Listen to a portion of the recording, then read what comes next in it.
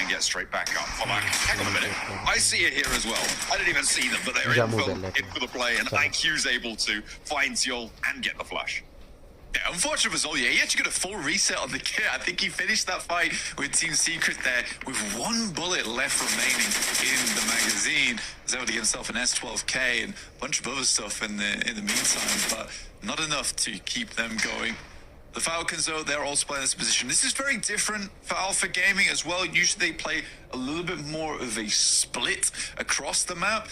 In this game, they're slightly more aggressive, trying to get more points on board. I think they understand that, they want to get ahead. I think right now they are far enough ahead that with maybe 2 games at 10 points, they sort of secure themselves in that top 3 with the way teams are chasing, because it's a lot of profit multiple teams have to make.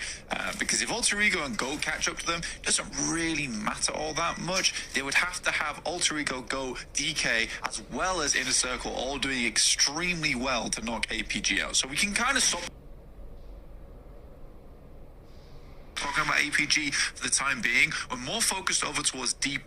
Seven made a hilarious video yesterday where D+, trying to bulldoze their way back in towards that top 3. The teams are trying to hold them out for the time being, but they're doing it.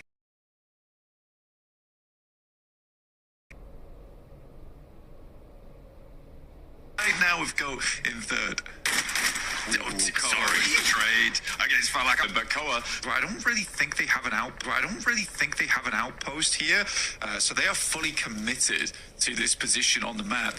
There's Alter Ego taking shots down towards this way. You also have Falcons, Alpha Gaming, Loops, Team Secret on the outside. It's very rough. So Inner Circle has to have a much more confident and consistent finish here over towards Neox if they want to continue. The only team 3 for the time being, but they're right on top of a will be back in the mix. Still sticking onto Neox Factory, onto the rooftops. Doc doesn't want to give up the ghost just yet. There is that recall beacon right in the middle of things, but that's much more dangerous than the rest of them. I mean, for Alpha Gaming, this is a very different approach that they're taking at the moment. It makes things very messy for Inner Circle as well, where they thought they would be taking the fight purely with the Falcons. Alpha Gaming getting involved on this does create a slight problem. This should be an easy shot to make for Doc at least, and he will pick up the first knock there and the flush off the back of it. And now Noki's locked in. Right? It's very hard for him to move from that location. This nade looks pretty decent. Ooh, does get repositioned away from though. Noki maybe looking for loot, maybe spotted it coming. We'll never know. Either way, doesn't take damage from it. Adding a 6th Elim, well, that would be pretty great. You'd love to see it. They can control that recall as well, which means they can get their player back in nice and early, nice and quickly. Right on top of them as well. The EMP zone flaring out in the meantime. Over towards Wolves. This is on the sort of south side of the center of this circle, with the EMP coming on in.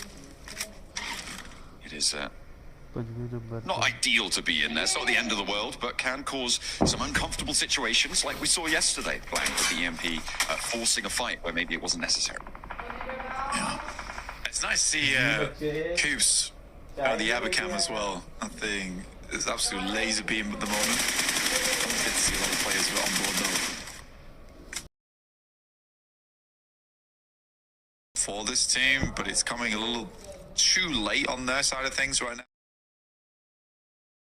Regardless, though, from yesterday's performance, especially Kamikaze, they have proven themselves once again to be quite a strong squad overall. So I think most fans of this team can be quite happy. Again, I imagine Last Chance is going to be very difficult for them, but it doesn't look hopeless going into it.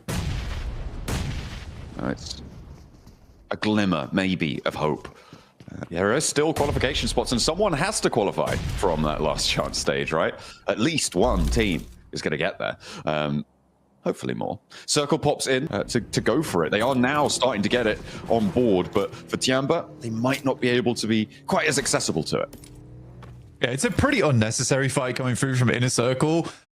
Especially with things being thrown into the mix, especially in Neox factory around test track. That is a very tumultuous area of the map where anything can happen. And you're kind of concerned about Inner Circle continuing to drop there, especially on top of Falcons. There's plenty of other positions that are playable. And I think Inner Circle does thrive towards those end games. So why risk the full 4-man squad wipe at the beginning of the game? It's a little bit confusing.